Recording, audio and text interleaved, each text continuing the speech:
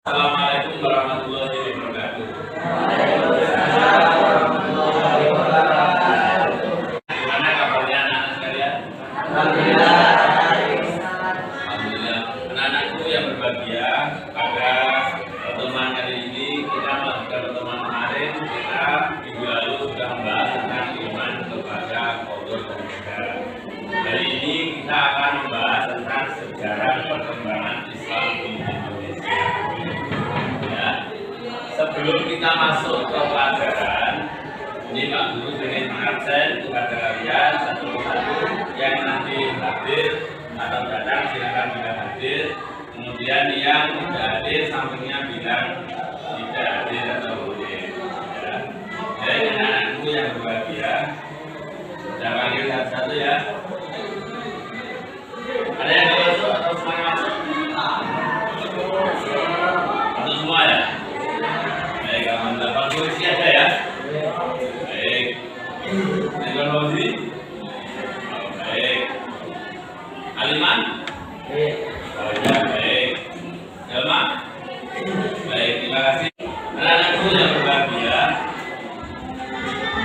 sebelum kita masuk ke pelajaran ini, untuk memfokuskan agar kita nanti pembelajarannya lebih fokus, maka kita perlu menyampaikan tujuan pembelajarannya. Tujuan ini disampaikan agar pembahasan kita lebih fokus pada 4 hal ini, biar tidak melebar kemana-mana. Nah, tujuan pembelajaran pada pertemuan kali ini adalah yang pertama, satu, meyakini bahwa dakwah dengan cara damai Islam diterima oleh masyarakat Indonesia. Yang kedua, akan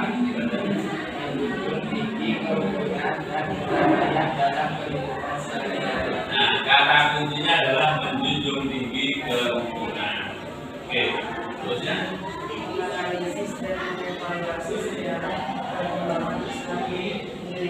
Nah, nanti di bab ini anak-anak saya harap diskusi dengan temannya, dengan teman satu mejanya untuk mendiskusikan, menganalisis bagaimana sejarah perkembangan di Indonesia ini. Ya. Kemudian yang terakhir, silakan.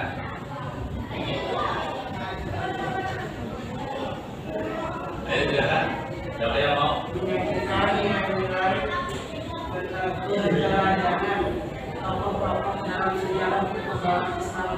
Baik, terima kasih. Aku yang berbahagia, jadi tujuan ini sekali lagi disampaikan agar pembahasan kita tidak melebar kemana-mana dan menjadi lebih fokus. Yang berikutnya begini, agar dalam memahami teks ini lebih gampang. Nah, ini ada peta konsep. Peta konsep ini adalah semacam gambaran umum. Yang ini untuk mempermudah kita dalam mempelajari pelajaran program. Ini biasa disebut dengan peta konsep.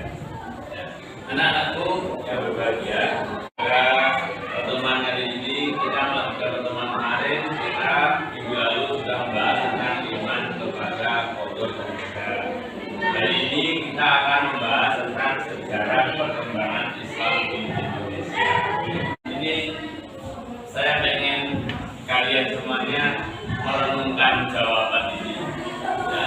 Kemudian nanti setelah direnungkan, didiskusikan dengan teman semejanya untuk memberikan jawaban dari 4 pertanyaan yang ada ini. Nah, coba dilihat gambar di samping. Nah, ini pertanyaan pertama adalah bagaimana latar belakang kedatangan Islam di Indonesia. Yang kedua, bagaimana situasi dan kondisi pra-Islam. Yang ketiga, bagaimana fase penyebaran Islam di Indonesia. Dan yang keempat, bagaimana strategi dakwah di Indonesia. Baik, silakan direnungkan, saya kasih waktu 2 menit, kemudian nanti diskusi kurang lebih 3 menit untuk mencari jawaban dari 4 hal ini.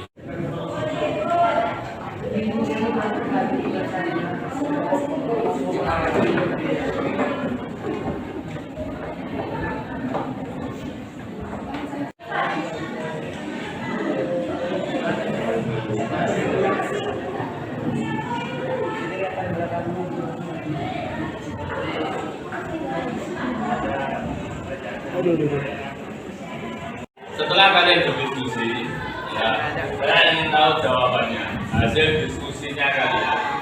Hasil kalian ngobrol dengan teman semejanya untuk memberikan jawaban ini saya ingin tahu. Ya, ini saya tunjuk.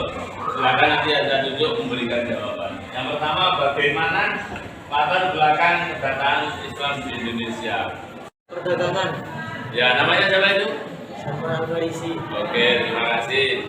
Melalui perkawinan. Ya, baik. Kemudian yang berikutnya, silakan anak putri.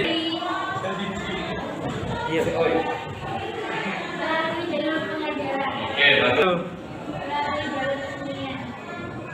Ya, yang selanjutnya, ya, silakan diperhatikan video tentang proses dan perkembangan Islam masuk ke Indonesia. Ini ada video link tentang videonya Wali Songo, bagaimana Wali Songo menyebarkan Islam di Indonesia. Silakan diperhatikan.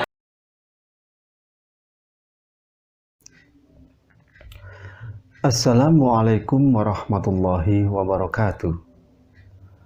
Kepada permisah yang berbahagia, bahwa di sini saya akan menceritakan dan menjelaskan tentang penyebaran agama Islam yang berada di Pulau Jawa, bahwa keberhasilan untuk menyebarkan agama Islam tidak terlepas dari peran Wali Songo.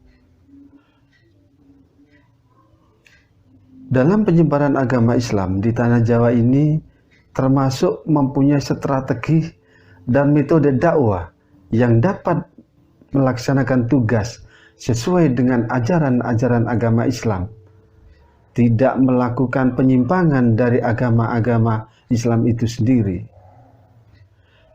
Dengan kesuksesan yang dilakukan oleh Wali Songo dalam berdakwah, bukanlah dengan mengacungkan pedang, mengacungkan tombak, bukan dengan membawa pentungan, apalagi dengan membawa bom, tapi dengan arif dan bijaksana. Para wali yang berada di Indonesia, khususnya di Pulau Jawa, memberikan petunjuk, memberikan bimbingan dengan cara berdialog, dengan cara bertukar pikiran, dengan sebaik-baiknya. Bahwa petunjuk yang baik bukan hanya dalam masalah agama, terbukti dengan masalah-masalah yang lain. Di antaranya yaitu tentang cara bercocok tanam yang lebih baik dan lebih modern yang telah dilakukan oleh para wali. Di samping itu juga para Wali Songo juga tidak menyebarkan agama Islam, akan tetapi juga memberikan cara-cara pengobatan secara Islami. Ada juga yang unik, yang tidak ada di negara lain, yaitu para wali menyebarkan agama Islam yang berada di Pulau Jawa ini dengan cara menggunakan tradisi atau budaya yang berlaku di Pulau Jawa. Di antaranya yaitu penyebaran agama Islam dengan dakwah wayang kulit atau dengan media dakwah wayang kulit dan gending serta gamelan serta bersiiran atau sairan yang bernuansa Islami. Umumnya kita mengenal bahwa Wali Songo itu merupakan wali yang jumlahnya 9. Itu tidak benar bahwa Wali Songo merupakan salah satu wadah atau tempat untuk penyebaran agama Islam. Bahwa Wali Songo jumlahnya sangat banyak, lebih dari 9. Itu karena ada beberapa wali yang silih berganti atau wali yang digantikan dengan generasi-generasi yang selanjutnya untuk menggantikan para wali yang sudah wafat atau tiada. Dan untuk melanjutkan agama Islam dalam penyebarannya itu selalu ada regenerasi untuk melanjutkan perjuangan penyebaran agama Islam di Indonesia, khususnya di Pulau Jawa. Demikianlah sedikit kisah tentang penyebaran agama Islam yang berada di Indonesia, khususnya di Pulau Jawa. Mudah-mudahan cerita ini, kisah ini dapat menambah wawasan kita tentang ilmu pengetahuan maksudnya agama Islam. Saya akhiri, Assalamualaikum warahmatullahi wabarakatuh.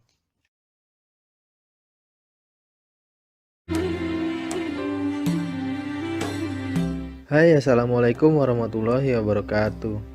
Apa kabarnya sobat historian? Kali ini kita akan membahas mengenai sejarah dari Wali Songo, lengkap beserta penjelasannya, mulai arti dari Wali Songo, latar belakang seperti nama asli hingga silsilah, peninggalan Wali Songo dan juga makam dari para Wali Songo tersebut.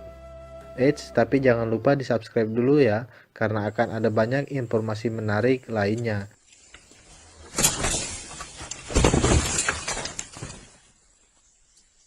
Kisah mengenai Wali Songo ini bukanlah dongeng ataupun cerita fiktif belaka, melainkan sejarah yang benar-benar terjadi pada zamannya, sehingga fakta sejarah ini jangan sampai kita lupakan. Zaman Wali Songo ini menandakan berakhirnya dominasi agama Hindu dan juga Buddha di Nusantara, dan digantikan oleh agama Islam. Meski banyak tokoh lain yang berperan dalam penyebaran agama Islam di Nusantara, khususnya Pulau Jawa, namun Wali Songo sudah dianggap sebagai simbolnya, karena mereka memiliki andil yang besar dalam penyebaran Islam hingga berhasil berdirinya sejumlah kerajaan Islam di Pulau Jawa. Pada umumnya Wali Songo ini berdakwah dan menyebarkan agama Islam di tanah Jawa dimulai pada tahun 808 Hijriah atau pada abad ke-14 Masehi. Ada 3 wilayah yang menjadi lokasi para wali untuk menyebarkan dakwahnya di Pulau Jawa, yaitu Surabaya, Gresik, Lamongan, dan Tuban untuk wilayah Jawa Timur. Sedangkan Demak, Kudus, dan juga Muria di wilayah Jawa Tengah. Dan yang terakhir ada daerah Cirebon di Jawa Barat. Yang pertama kita akan membahas arti dan makna dari Wali Songo. Penamaan Wali Songo ini diambil dari bahasa Jawa, sedangkan dalam bahasa Indonesia Wali Songo diartikan sebagai wali yang 9 atau 9 wali, yang menandakan jumlah para wali tersebut berjumlah 9 orang. Namun ada pendapat lain yang mengatakan bahwa Songo atau Sanga adalah turunan dari bahasa Arab Sana, yang berarti mulia. Ada juga yang menyebutkan bahwa Wali Songo ini adalah sebuah majelis dakwah kreasi dari Sunan Gresik atau Maulana Malik Ibrahim di tahun 1404 Masehi. Dalam perkembangan Wali Songo ini tak hanya berdakwah saja, Wali Songo juga memberikan dampak bagi budaya baru yang ada di masyarakat Jawa, seperti kesehatan, bercocok tanam, berdagang, kebudayaan, seni, kemasyarakatan, hingga pemerintahan.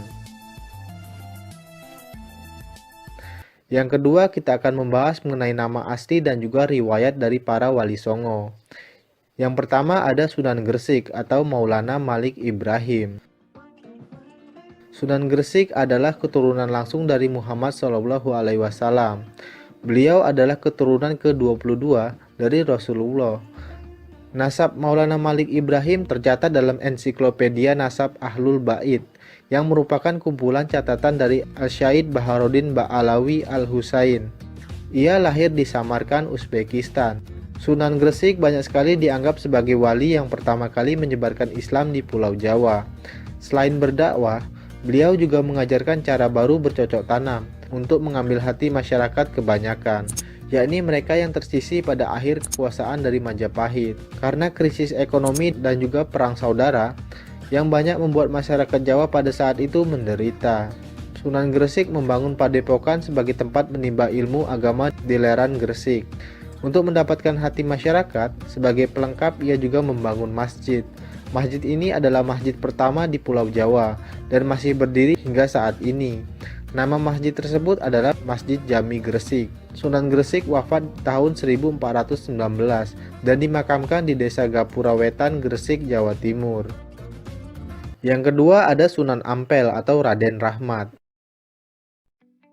Riwayat mengatakan bahwa Sunan Ampel adalah anak dari Ibrahim Zainul Al-Akbar. Ibunya adalah seorang putri Campa yang bernama Dewi Cendrawulan, binti Raja Campa terakhir dari dinasti Ming. Meski bukan yang pertama menyebarkan Islam di tanah air, Sunan Ampel sudah dianggap sesepuh oleh para wali lainnya. Ia memiliki pesantren di Ampel Denta, Surabaya, yang menjadi pusat penyebaran agama Islam tertua di Jawa. Beliau memiliki ajaran yang terkenal, yaitu moh limo atau tidak mau main judi, moh ngombe atau tidak mau minuman keras, moh maling tidak mencuri, dan moh madon tidak berzina. Beliau wafat pada 1481 Masehi di Demak, dan ia pun dimakamkan di dekat Masjid Ampel, Surabaya. Yang ketiga ada Sunan Bonang atau Maulana Mahdun Ibrahim. Sunan Bonang adalah putra dari Sunan Ampel dan Nyai Ageng Manila. Semasa hidupnya, Sunan Bonang kerap berdakwah melalui kesenian agar bisa menarik masyarakat Jawa untuk memeluk agama Islam. Pernah mendengar lagu Wijil ataupun Tombo Ati yang dipopulerkan oleh Opik? Kedua lagu tersebut adalah hasil karya dari Sunan Bonang. Untuk menambahkan unsur Islami, Sunan Bonang memasukkan rebah dan bonang sebagai pelengkap dari gamelan Jawa. Oleh sebab itulah ia mendapatkan julukan Sunan Bonang. Sunan Bonang diperkirakan wafat pada tahun 1525 dan dimakamkan di daerah Tuban, Jawa Timur. Yang keempat ada Sunan Derajat atau Raden Kasim. Selain Mahdun Ibrahim atau Sunan Bonang, Raden Kasim yang juga putra dari Sunan Ampel dikenang oleh masyarakat di seluruh tanah air sebagai Sunan Derajat. Dalam misinya untuk menyebarkan agama Islam di Indonesia, ia menggunakan kegiatan sosial sebagai ujung tombaknya.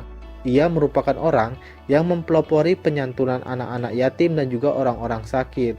Selain itu, Sunan Derajat banyak sekali berdakwah kepada masyarakat umum. Ia sangatlah mengedepankan sikap dermawan, kerja keras, dan juga meningkatkan kemakmuran rakyat sebagai pengamalan agama Islam. Sunan Derajat memiliki banyak peninggalan berarti seperti pesantren Sunan Derajat di Desa Derajat, Paciran, dan juga Lamongan. Ia juga meninggalkan gamelan Singomengkok, alat musik yang sering ia mainkan. Kini gamelan tersebut disimpan di Museum Daerah Sunan Derajat, Lamongan. Yang kelima ada Sunan Kudus atau Jafar Shadiq. Sunan Kudus memiliki nama lengkap yaitu Jafar Shadiq. Beliau adalah cucu dari Sunan Ampel dan putra dari Sunan Ngandung bersama dengan Syarifah Ruhil. Berbeda dibandingkan dengan Wali Songo sebelumnya yang pada umumnya langsung menyentuh masyarakat umum untuk menyebarkan agama Islam, Sunan Kudus memiliki andil yang besar dalam pemerintahan Kesultanan Demak. Perannya adalah sebagai panglima perang, penasehat untuk Sultan Demak, mursyid harik, dan juga hakim. Target dakwah Sunan Kudus kebanyakan berada di kalangan kaum penguasa dan juga priai Jawa. Peninggalan Sunan Kudus yang terkenal hingga saat ini adalah Masjid Menara Kudus. Masjid ini memiliki keunikan karena arsitekturnya bergaya campuran Hindu dan juga Islam. Sunan Kudus banyak dipercaya oleh masyarakat wafat pada 5 Mei tahun 1550 di Kudus dan dimakamkan di sana. Yang keenam ada Sunan Giri atau Raden Paku atau Ainul Yakin. Sunan Giri adalah keturunan langsung dari Maulana Ishaq dan keturunan ke-23 dari Nabi Muhammad SAW. Selama hidupnya, ia menimba ilmu Islam dari Sunan Ampel dan bersahabat dengan Sunan Bonang. Peran besarnya dalam perkembangan Islam di Pulau Jawa adalah mendirikan pemerintahan mandiri di Giri Kedaton Gresik. Pemerintahan inilah yang selanjutnya memiliki peran sebagai pusat dakwah Islam untuk wilayah Jawa dan Indonesia Timur hingga ke Maluku. Sunan Giri diperkirakan wafat pada tahun 1506 dan dimakamkan di Desa Giri, Keboman, Gresik. Yang ketujuh ada Sunan Kalijaga atau Raden Said. Raden Said atau Sunan Kalijaga adalah anak dari Adipati Tuban yang bernama Tumenggung Wilatikta atau Raden Syahur. Beliau lahir pada tahun 1455. Beliau mempelajari agama Islam dari Sunan Bonang sebagai gurunya. Dari Sunan Bonanglah ia belajar menggunakan kesenian dan kebudayaan sebagai alat untuk menyebarkan agama Islam. Karena ia adalah orang pribumi, sehingga lebih mudah dalam berdakwah dengan masyarakat. Serta ia juga menggunakan kesenian tradisional sebagai metode berdakwahnya. Kesenian yang kerap ia gunakan untuk berdakwah adalah wayang kulit dan tembang suluk. Banyak masyarakat yang mempercayai bahwa tembang suluk lir-lir dan juga gundul-gundul pacul adalah hasil karya dari Sunan Kalijaga. Beliau wafat pada tahun 1585, artinya beliau memiliki umur yang panjang, yakni 131 tahun. Ia dimakamkan di Kadilangu, Kota Demak, Jawa Tengah. Yang kedelapan ada Sunan Muria atau Raden Umar Said. Raden Umar Said atau Sunan Muria adalah anak dari Sunan Kalijaga dan juga Dewi Sara. Nama Muria diperkirakan oleh masyarakat sekitar kota Kudus berasal dari nama gunung, yakni Gunung Muria. Gunung Muria itulah tempat di mana kini Sunan Muria dimakamkan. Gaya dakwah Sunan Muria ini pada umumnya mengambil metode yang digunakan oleh ayahnya, yaitu Sunan Kalijaga, yakni menggunakan kesenian. Namun, Sunan Muria lebih senang tinggal jauh dari hiruk-pikuk kota dan tinggal di daerah terpencil untuk menyebarkan agama Islam. Ia juga turut mengajarkan cara bercocok tanam, jual beli, dan melaut kepada rakyat jelata. Sunan Muria diperkirakan wafat pada tahun 1550 dan dimakamkan di daerah Muria, Jawa Tengah. Yang kesembilan ada Sunan Gunung Jati atau Syarif Hidayatullah. Syarif Hidayatullah adalah anak dari Nyai Rara Santang, putri dari Raja Pajajaran, yaitu Raden Manah Rarasa. Nama ayah Sunan Gunung Jati adalah Sultan Syarif Abdullah Maulana Huda, tokoh Mesir keturunan Bani Hashim dari Palestina. Sunan Gunung Jati belajar agama dari berbagai negara. Sejak usia 14 tahun, ia sudah belajar agama dari para ulama di Mesir. Sunan Gunung Jati adalah satu-satunya wali yang menjadi kepala pemerintahan. Ia mendirikan Kesultanan Cirebon atau dikenal dengan Kesultanan Pakuwati dengan restu dari para ulama lainnya untuk menyusun berdirinya Kesultanan Bintoro Demak.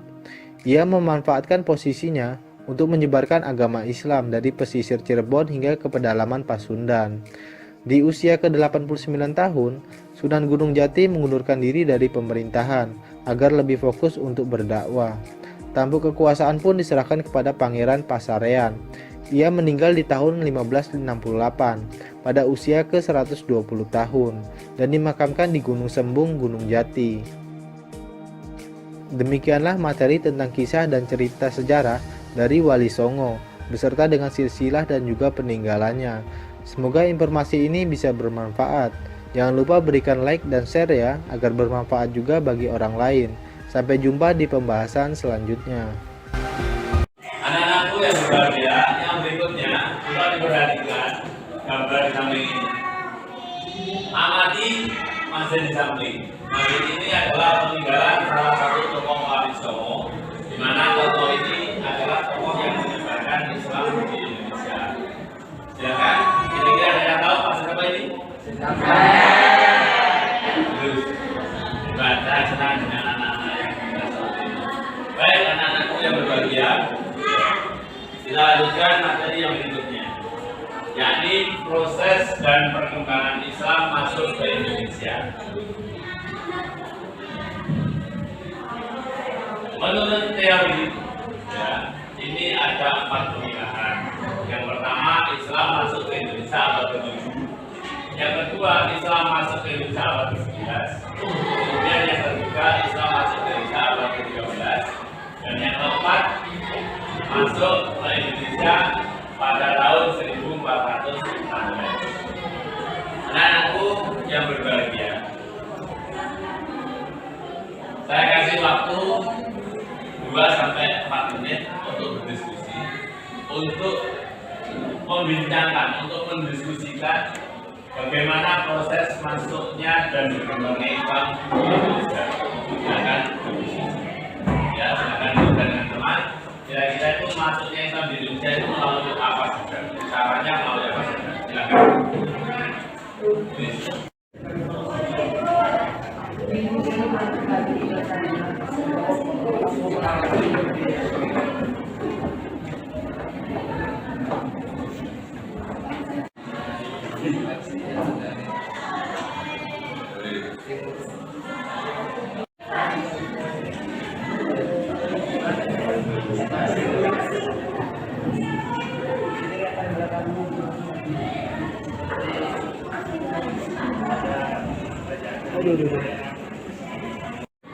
Dari proses diskusi dengan teman keterangan saya tadi dapat disimpulkan proses masuk dan berkembangnya Islam ke Indonesia dari 4 jalur, yaitu yang pertama melalui jalur perdagangan. Dari sini sejumlah bangsa Eropa masuk ke Indonesia dengan membawa agama Islam ke Indonesia lewat jalur perdagangan dan berinteraksi di dalam sosial perdagangan. Yang kedua melalui jalur perkawinan. Bangsa Eropa atau dari Timur Tengah itu selalu mengawini bangsa pribumi yang ada di Indonesia, kemudian punya keturunan dan menyebarkan agama Islam di Indonesia. Yang ketiga melalui jalur pengajaran. Orang yang di Timur Tengah itu setelah menginjak di Indonesia, dia itu mengajarkan agama di Indonesia dengan maksud untuk menyebarkan agama Islam secara luas. Yang keempat melalui jalur kesenian.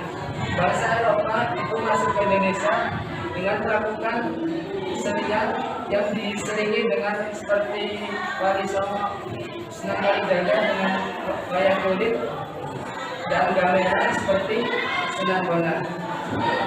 Demikian yang dapat saya sampaikan, kurang lebihnya mohon maaf.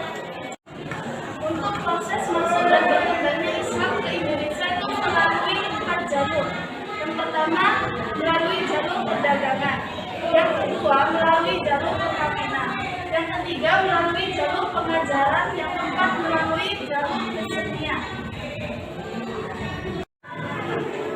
Anak-anakku yang berbahagia, jadi kesimpulannya dari presentasinya teman kalian dan dari beberapa referensi yang ada, proses masuk dan berkembangnya Islam di Indonesia itu melalui 4 jalur. Yang pertama adalah melalui perdagangan. Nah, ini contohnya adalah perdagangan kita adalah itu di dekatnya Ampel, itu ada Sungai Kalimas. Dulu di situ tempat jual beli atau perdagangannya orang dulu dalam Indonesia. Kemudian yang kedua melalui jalur perkawinan.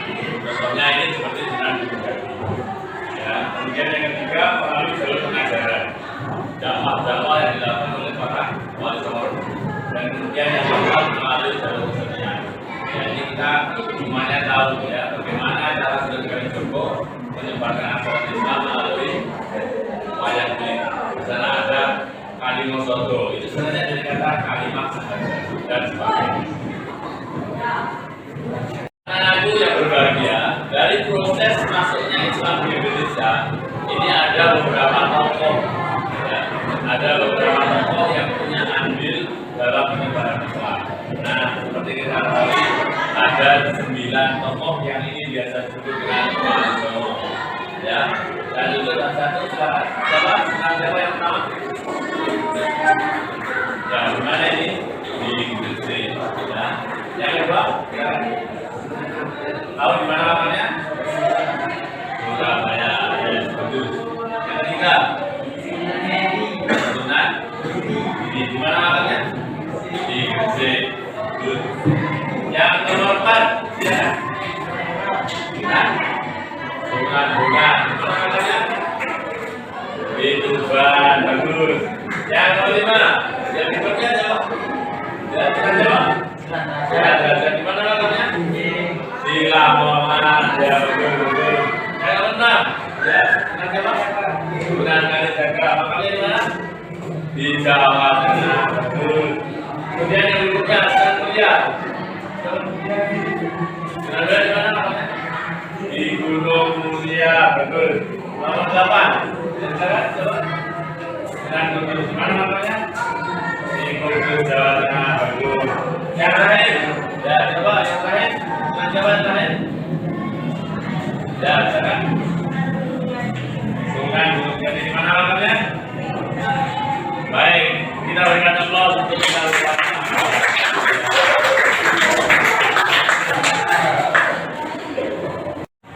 Anak-anakku yang berbahagia, ya, setelah kita mempelajari tentang sejarah masuk dan perkembangan Islam di Indonesia, saya ingin mengukur seberapa kemampuan Anda sekalian dalam menerima apa yang telah saya sampaikan. Nah, untuk mengukur ini, saya akan membagikan LKPD, lembar kerja peserta didik. Nah, ini nanti silakan semuanya dikerjakan sesuai dengan jalur yang ada. Dan kita salah satu teman dari kalian untuk membagikan LKPD-nya.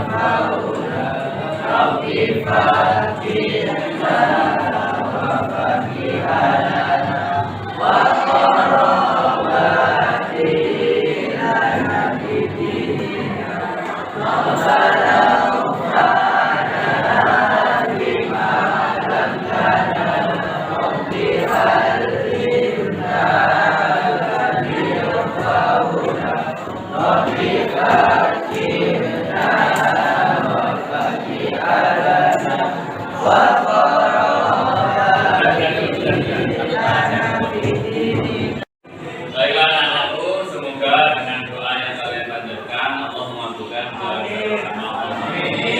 Saya doakan semoga kalian semua menjadi anak yang soleh dan solehah, dan bisa dan bangsa.